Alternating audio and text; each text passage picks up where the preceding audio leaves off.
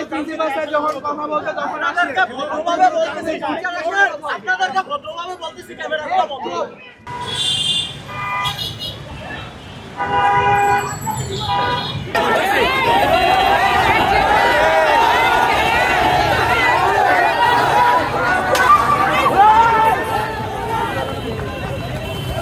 তারা ভিআইপি বাসে করে এদিক দিয়ে যাচ্ছিল এবং তার ইউনিফর্মও পরা ছিল না। সেই ছেলেটাকে একটা জার্সি পরা ছিল, কলেজ জার্সি।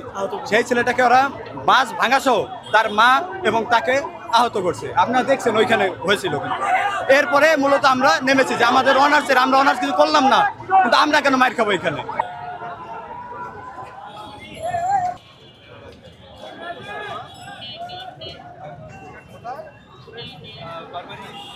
হামলা করছে এবং চেষ্টা করছে, যাওয়ার চেষ্টা করছে, কিন্তু শিক্ষকরা তাদের